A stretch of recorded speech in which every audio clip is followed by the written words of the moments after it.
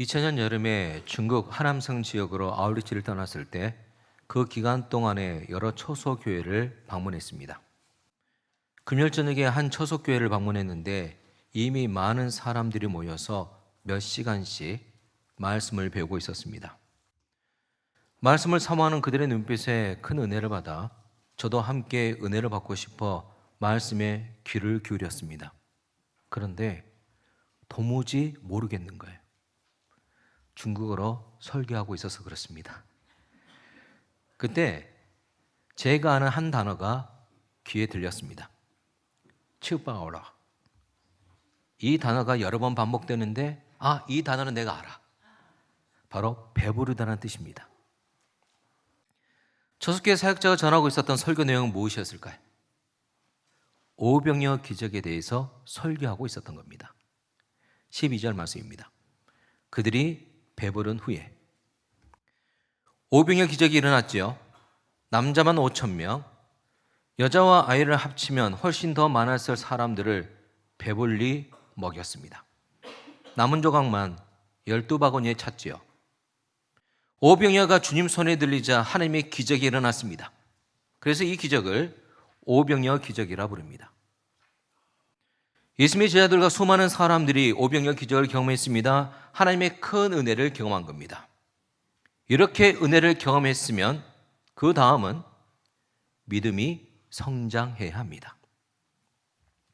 하지만 이어지는 본문 말씀을 보면 제자들을 비롯한 많은 사람들이 은혜에 대한 잘못된 반응을 하는 것을 볼 수 있습니다. 믿음이 성장하지 않고 있다는 거예요. 예수님께서 왜 오병이어 기적을 일으키신 겁니까? 굶주린 사람들을 먹이기 위함이었습니다. 그리고 무엇보다 표적을 보여주고 싶었기 때문입니다. 오병이어 기적을 통해 예수님이 하나님이시라는 것을 보여주고 싶었다는 거죠. 그것을 통해 제자들뿐만 아니라 당시 오병이어 기적을 경험한 사람들의 믿음이 자라기를 원하셨던 겁니다. 오병이어 기적은 예수님이 일으키셨습니다. 오병이어 기적을 통해 예수님이 하나님이신 것을 보라는 겁니다. 그런데 오병이어 기적의 현장에서 은혜를 경험한 사람들이 받은 은혜에 대해서 잘못된 반응을 하고 있습니다. 15절 말씀에 나와 있죠. 그러므로 예수께서 그들이 와서 자기를 억지로 붙들어 임금으로 삼으려는 줄 아시고, 예수님이 행하신 오병이어 기적을 보고 사람들은 예수님을 왕으로 삼으려고 했습니다. 아마 우리 성도님 중에서는 이런 반문을 할 수도 있을 겁니다. 좋은 거 아닙니까? 예수님을 왕으로 삼으려 했다면 좋은 게 아닙니까? 그런데요, 예수님을 왕으로 섬기려는 의도가 있었던 것이 아니에요. 예수님을 이용하려는 의도가 그들에게 있었습니다. 15절 말씀에 나와 있듯이 억지로 붙들어 임금으로 삼으려는 줄이란 말씀에서 우리는 알 수 있습니다. 사람들은 예수님을 이용해서 로마의 압제로부터 벗어나길 원했던 겁니다. 유대인의 왕국을 세우기 원했던 겁니다. 그런데 이것은 예수님의 뜻이 아니었습니다. 그렇지만 사람들은 자기들의 야망을 위해서 예수님을 그저 이용하려고 했던 겁니다. 사랑하는 성도 여러분, 우리가 은혜를 받았다면 예수님을 왕으로 섬겨야 합니다. 예수님이 내 인생의 주인이 되어야 합니다. 그래야 내 믿음이 성장하게 되는 겁니다. 그런데 내 안에 탐욕이 있다면 어떻게 될까요? 내 죄된 자가 여전히 왕이고 내 죄된 자가 여전히 주인의 자리에 있다면 어떻게 될까요? 은혜가 믿음으로 이어지지 않습니다. 예수님을 이용하는 오늘 말씀에 나와 있듯이 받은 은혜에 대한 잘못된 반응을 하게 되는 겁니다. 신앙생활을 하면서 기도응답을 받아 큰 은혜를 경험하는 사람들이 있지요. 그분들이 끝까지 믿음의 자리에 서면 좋겠지만 그렇지 않고 믿음의 자리에서 떠나가는 사람들이 간혹 있습니다. 왜 그랬을까요? 그 이유가 오늘 말씀에 나와 있습니다. 15절 말씀입니다. 함께.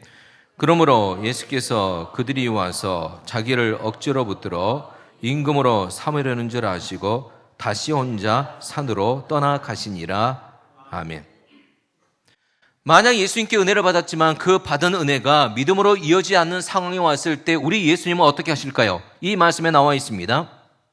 예수님은 혼자 산으로 떠나가셨습니다. 예수님을 이용하려는 사람들을 떠나버리신 겁니다. 사랑하는 성도 여러분, 우리가 이 예수님을 이용하려는 마음을 갖게 되면 우리 주님이 우리와 함께하지 않으십니다. 오병이어 기적 이후에 예수님의 인기는 엄청났지요. 수많은 사람들이 예수님을 따랐습니다. 그 중에 예수님을 열심으로 따라다니는 사람들이 있었습니다. 요한복음 6장에도 그런 사람들이 등장하고 있습니다. 이들은 오병이어 기적 이후에 예수님을 만나기 위해서 이곳저곳을 찾아다녔습니다. 예수님을 향한 열심이 한마디로 대단했습니다. 하지만 그들을 향한 예수님의 평가는 달랐습니다. 예수님은 이들을 어떻게 평가하셨습니까? 26절 말씀입니다. 함께 예수께서 대답하여 이르시되 내가 진실로 진실로 너에게 이르노니 너희가 나를 찾는 것은 표적을 본 까닭이 아니요 떡을 먹고 배부른 까닭이로다. 아멘. 예수님을 열심으로 따라다니고 있는 이 사람들을 우리 눈으로 보게 되면 참 믿음이 좋은 사람들이다 그렇게 생각할 수도 있을 겁니다. 하지만 우리 주님은 마음 중심을 보시고 숨은 동기를 보십니다. 이들의 열심은 예수님에 대한 열심이 아니라 떡에 대한 열심이었다는 겁니다. 성도 여러분, 아무리 열심이 있어 보인다고 해도 그 열심이 떡에 대한 열심이라면, 예수님을 향해 있지 않다면 믿음이 자라지 않습니다. 지금 예배 드리고 있는 나는 어떻습니까? 떡에 대한 열심만을 품고 있고 썩어질 양식의 탐욕을 품고 있고 세상 가치에 목이 말라 있다면, 그것 때문에 예배를 드리면서도 우리 시선이 우리 주님을 향하고 있지 않다면 우리 믿음 자랄 수 없습니다. 아무리 예배를 드린다고 해도 믿음이 자라나지 않습니다. 예수님을 닮아갈 수 없고 거룩한 변화를 경험할 수가 없습니다. 떡을 먹고 배불렀기에 예수님을 찾았던 사람들은 떡에 대한 열심으로 예수님을 찾았죠. 그러니 믿음이 자라지 않았던 겁니다. 그러면 어떻게 신앙생활을 해야 하는 겁니까? 26절 말씀에 보게 되면 표적이라는 단어가 나오고 있는데요. 그 단어를 중심으로 좀 보면서 다시 26절 말씀을 함께 봉독하겠습니다. 함께 예수께서 대답하여 이르시되 내가 진실로 진실로 너에게 이르노니 너희가 나를 찾는 것은 표적을 본 까닭이 아니요 떡을 먹고 배부른 까닭이로다. 아멘. 26절 말씀은 이런 의미입니다. 떡을 먹고 배불렀기에 예수님을 찾는 것이 아니라 표적을 봤기 때문에 예수님을 찾으라는 겁니다. 좀 더 설명이 필요하겠죠. 26절 말씀에 나오는 표적이란 예수님이 하나님이심을 밝혀주는 사인을 말합니다. 오병이어 기적에서 표적을 보라는 겁니다. 예수님이 하나님이신 것을 보라는 거예요. 우리는 여기서 예수님께서 왜 오병이어 기적을 베푸셨는지 그 이유를 알 수 있습니다. 표적을 사람들에게 보여주고 싶었기 때문입니다. 예수님이 하나님이시라는 것을, 예수님이 이 땅에 생명의 떡으로 오신 하나님이시라는 것을 보여주고 싶었기 때문에 오병이어 기적을 일으키신 겁니다. 이렇게 표적을 봤다면, 예수님이 하나님이시라는 것을 봤다면 고백이 달라집니다. 예수님이 하나님이 되고 예수님이 주님이 되십니다. 그러면 내 믿음이 자라나게 되는 거예요. 우리 인생 가운데 하나님의 응답을 간절히 원할 겁니다. 오늘 예배 드리면서도 하나님이 이 응답을 간절히 원합니다. 그런 성도님들이 계실 거예요. 그러면 그 응답을 통해 진짜 원하는 게 무엇입니까? 떡을 원하십니까? 주님을 원하십니까? 그런데 안타깝게도 열심으로 예수님을 찾아다닌 그 사람들은 하나님이신 예수님을 보지 못했습니다. 그들은 분명 오병이어 기적이 일어나는 현장에 함께 있었던 사람들입니다. 그들 역시 떡을 먹었어요. 기적을 경험했습니다. 은혜를 경험한 사람들이라는 겁니다. 하지만 그 은혜 자리에 있었음에도 불구하고 하나님이신 예수님을 보지 못했습니다. 그들의 시선은 그저 배고픈 자신의 배를 채워준 떡만 보고 있었기 때문입니다. 그들의 열심은 예수님에 대한 열심이 아니라 떡에 대한 열심이었다는 겁니다. 그러니 아무리 기적의 현장이 있었다고 해도 믿음이 생기지 않았던 겁니다. 사랑하는 성도 여러분, 오늘 예배드리고 있는 내 열심은 어디에 있습니까? 떡에 대한 열심입니까? 예수님에 대한 열심입니까? 오늘 예배를 드리고 있는 내 시선은 어디를 향하고 있습니까? 주님을 향하고 있습니까? 내 모든 시선을 주님께 드리고 있습니까? 내 숨은 동기가 주님을 향해 있습니까? 모든 시선을 주님께 드리고 살아계신 하나님을 느낄 때 내 삶은 주의 역사가 되고 하나님이 일하기 모든 시선을 주님께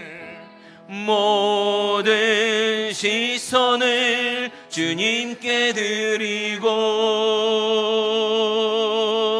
살아계신 하나님을 느낄 때 내 삶은 주의 역사가 되고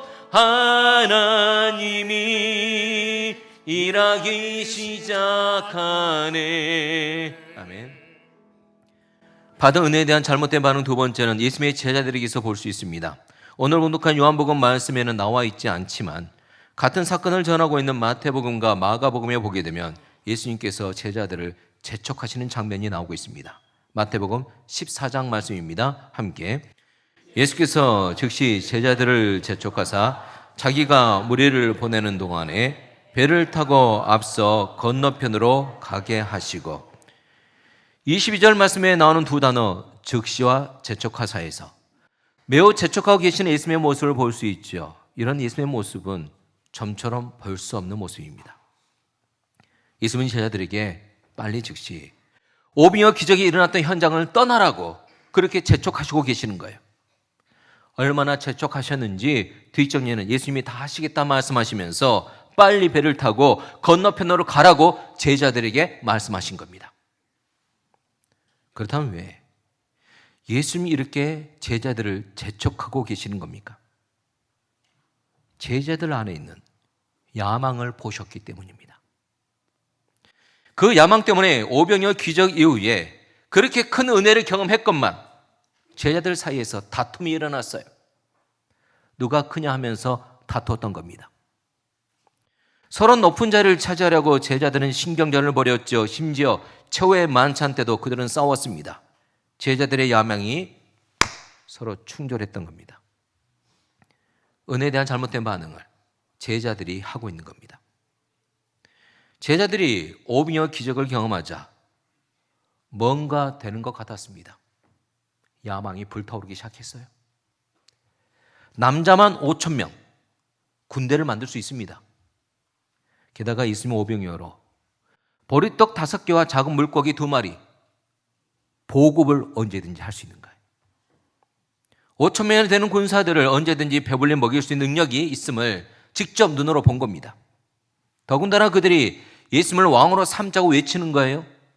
자신들이 꿈꾸던 유대 왕국이 바로 이루어지는 듯 했습니다. 유대인들이라면 누구나 품어왔을 메시아 왕국이 바로 이루어지는 듯 했습니다. 그래서 제자들은 이제 우리는 뭐든지 할 수 있다.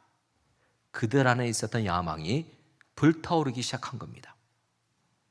예수님은 제자들의 이런 야망을 보고 서둘러 오병이어 기적의 현장에서 벗어나게 하신 겁니다. 왜 그렇게 하셨을까요? 성도 여러분, 받은 은혜에 대해서 잘못된 반응을 하게 되면 예수님을 왕으로 세우려는 무리와 이 제자들의 생각은 바로 마귀의 유혹입니다. 마태복음 4장에 보게 되면 예수님께서 마귀에게 시험을 받는 내용이 나오고 있죠. 이 시험은 보다 자세히 말하면 유혹을 말합니다. 이 세 가지 유혹의 목적이 뭘까요? 예수님께서 십자가를 지지 않게 하는 것, 그것이 마귀의 목적입니다. 힘들고 어려운 십자가 길로 가지 말고 좀 더 쉬운 길로 가라. 좀 더 간편한 길로 가라는 겁니다. 바로 이것이 마귀의 유혹입니다. 만약에 이 마귀의 유혹에 넘어가면 뭐가 사라지게 됩니까? 십자가가 사라집니다. 십자가가 사라지면 죄인인 우리를 구원하기 위한 하나님의 구원 계획이 완성되지 않는 겁니다. 그래서 마귀는 십자가를 걷지 않도록 예수님을 유혹하고 있는 겁니다.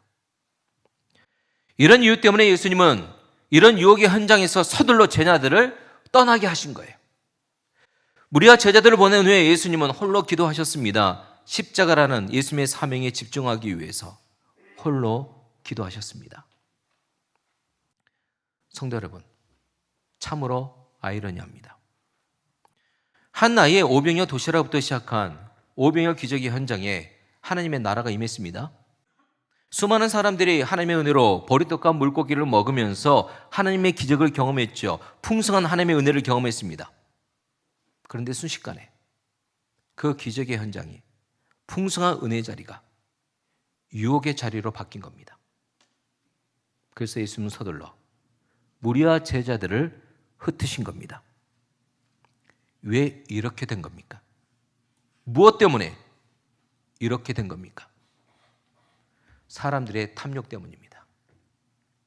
사람들의 죄된 마음과 죄된 생각 때문입니다. 혹시 우리 안에는 이런 마음이 있지 않습니까? 이후 제자들은 고난을 만나게 됩니다. 18절 말씀입니다. 함께 큰 바람이 불어 파도가 일어나더라. 같은 사건을 전하고 있는 마태복음에서는 보다 자세히 이 사건을 말씀해 주고 있는데요. 배가 이미 육지에서 수리나 떠나서 바람이 거스름으로 물결로 말미암아 고난을 당하더라.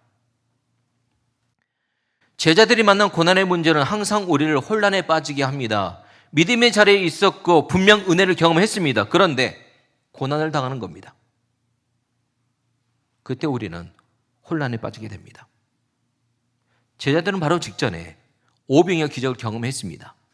하나님의 풍성한 은혜를 직전에 경험했다는 겁니다. 받은 은혜를 계속 간직하면 좋은데 그런데 금방 고난을 만난 거예요. 갈릴바다는 언제 어디서 거센 풍랑이 불어 닥쳐올지 전혀 예측할 수 없는 바다입니다. 지형 자체가 그렇습니다. 어떤 조짐도 없이 갑자기 거센 풍랑이 불어 닥치는 그런 곳이었습니다. 이런 갈릴리 바다가 우리 인생을 보여주고 있는 겁니다. 우리 인생은 순식간에 거센 풍랑을 만날 수 있습니다. 그게 우리가 살아가는 인생의 바다입니다. 이렇게 고난을 만났을 때 어떻게 해야 합니까? 우리가 생각해야 할 것은 우리를 괴롭히는 고난 그 자체가 아닙니다. 고난으로 우리를 다루시는 하나님의 뜻이 무엇인가를 봐야 합니다. 고난 그 자체에 눈을 돌리지 말고 우리와 함께 하시는 하나님을 주목해야 한다는 겁니다. 고난 중에 우리의 시선이 임마누엘 하나님을 향해 있어야 한다는 겁니다.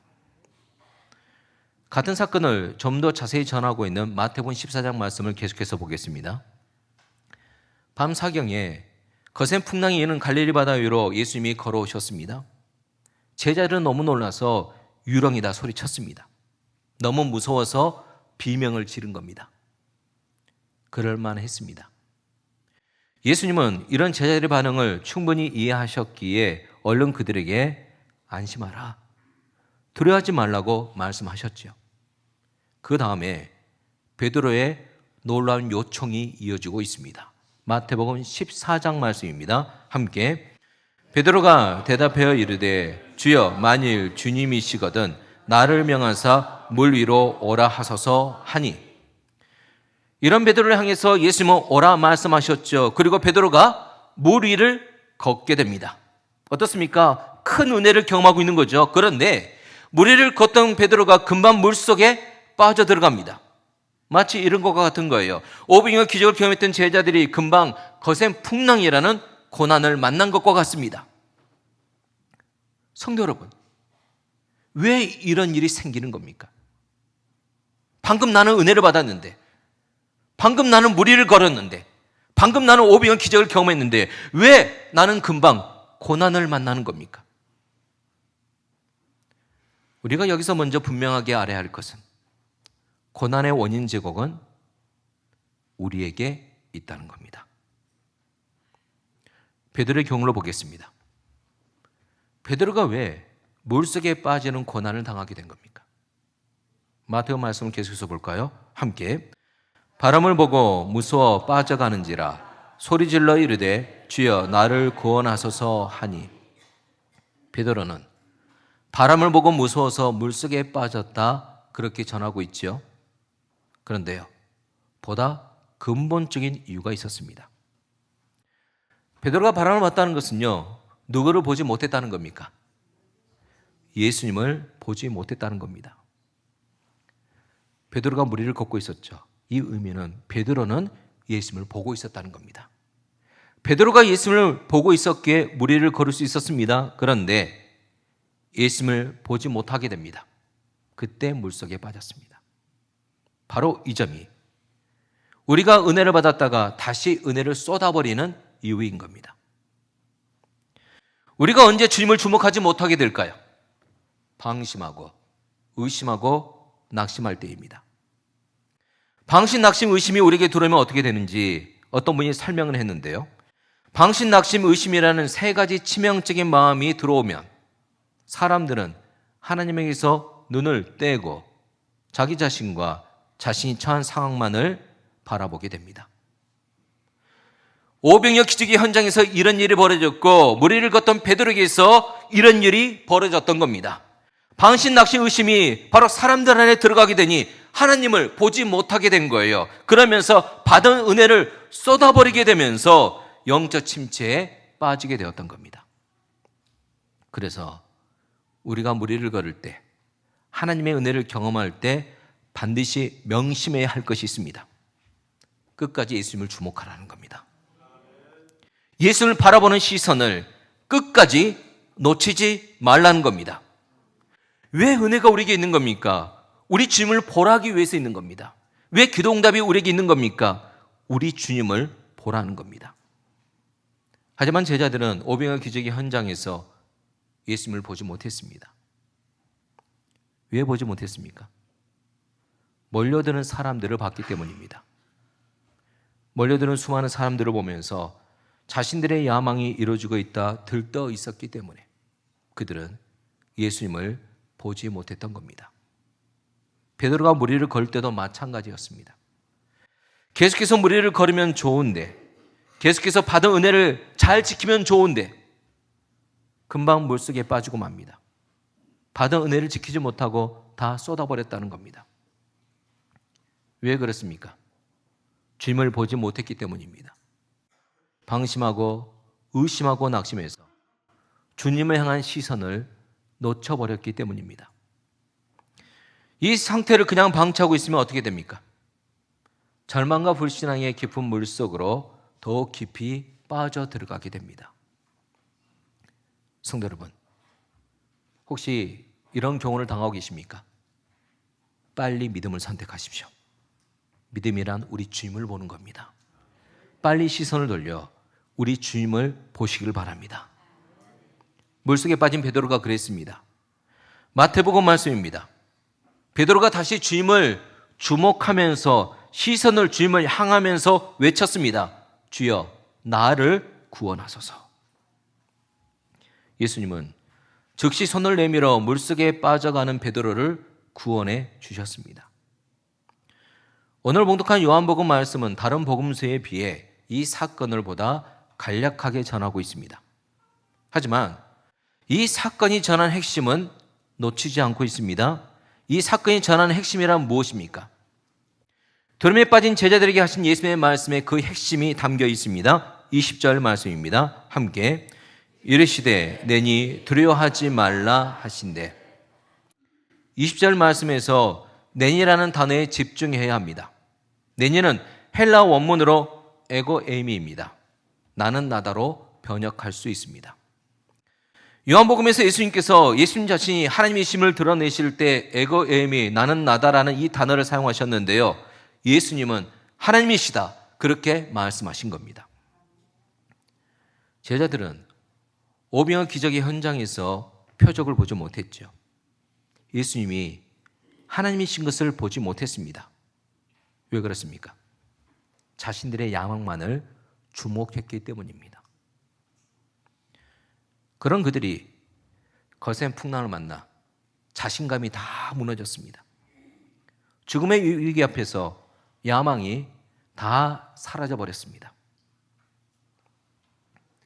고난의 유익이 바로 그겁니다. 고난을 당하게 되면 우리 안에 있는 쓰레기와 찌꺼기들이 제거됩니다. 그런 상황 속에서 제자들은 진정한 표적을 본 겁니다. 예수님이 물 위에 걸어오신 것을 본 거예요. 예수님이 하나님이심을 본 겁니다. 성경공부 모임에서 이 사건에 대해서 이야기를 나눌 때 어떤 성도님이 손 들고 이야기하는 거예요.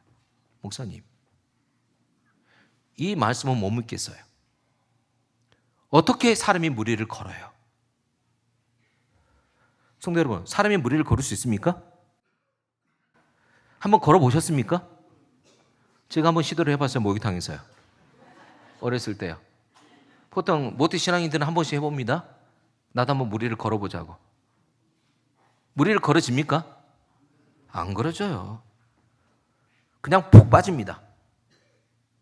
당연합니다. 어떻게 사람이 물 위를 걷습니까? 근데 여기서 다시 물어볼 게 있습니다. 예수님이 누구십니까? 하나님이십니다. 예수님이 하나님이십니다. 그러면 물 위를 걷는 게 이해되는 겁니다. 결국 물 위를 걷는 사건은 우리에게 뭘 보여주고 있는 겁니까? 예수님이 누구시라고요? 하나님이시다. 그것을 보여주고 있는 겁니다. 그렇습니다. 또한 이 사건 이후에 예수님은 에고예미라는 이 단어를 사용하셔서 예수님 스스로 하나님이시다, 그것을 말씀해 주신 거예요. 그래서 같은 사건을 전하고 있는 마태복음 14장 말씀에 보게 되면 제자들의 고백이 바뀌고 있죠. 마태복음 14장 말씀입니다. 함께 배에 있는 사람들이 예수께 절하며 이르되 진실로 하나님의 아들이로소이다 하더라. 아멘. 제자들은 예수님을 하나님으로 믿는 믿음을 고백하게 됩니다. 믿음의 시선으로 예수님을 바라보게 된 겁니다. 오늘 파송의 찬송은 시선이라는 곡입니다. 김명선 전사님이 시선이라는 이 곡을 쓸 때 전도사님의 신앙 상태는 바닥이었습니다. 물속에 빠져들고 있는 베드로의 상태다, 그렇게 이해하면 될 겁니다. 하지만 그런 상태였음에도 불구하고 하나님은 다가오셨고 선물처럼 시선이라는 곡을 주신 겁니다. 연약한 우리에게 다가오시는 하나님의 은혜입니다. 전도사님은 시선이라는 이 곡에 또 다른 제목을 붙인다면 기도의 의미라고 붙이고 싶답니다. 이유가 있었습니다. 정작 하나님께서 전도사님에게 물으신답니다. 너의 시선은 어디를 향하고 있니? 은혜 중에 있어도, 고난 중에 있어도, 어떤 상황이 있어도 누구를 보라는 겁니까? 우리 주님을 보라는 겁니다. 그러면서 하나님께서 기도의 자리로 초청하신다는 거예요.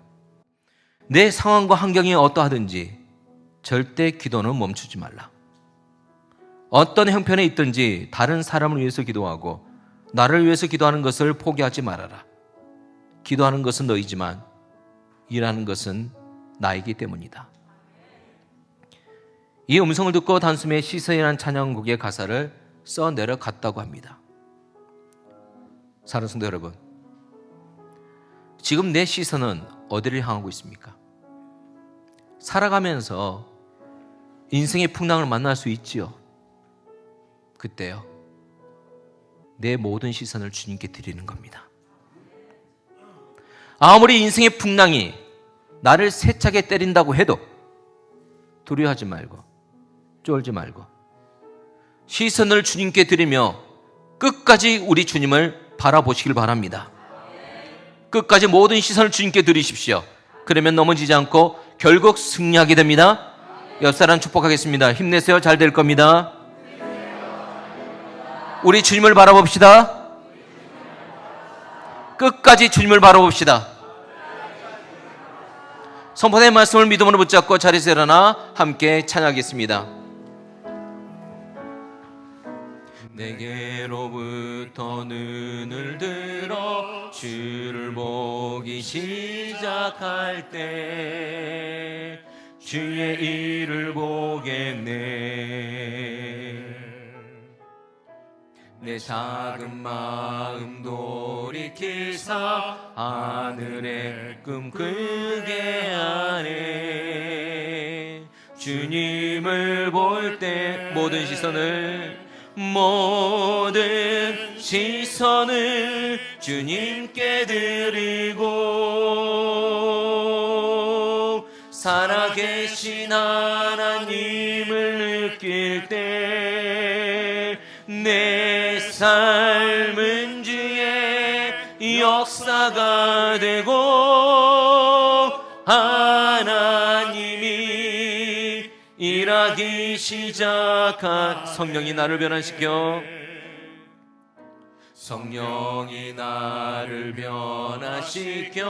모든 두려움 사라질 때 주의 일을 보겠네. 황폐한 땅 한가운데서 주님 마음 알게 되리. 주님을 볼 때 모든 시선을 주님께 드리고 전능하신 하나님을 느낄 때 세상은 주의 나라가 되고 하나님이 일하기 시작하네. 아멘. 파순사를 드립니다.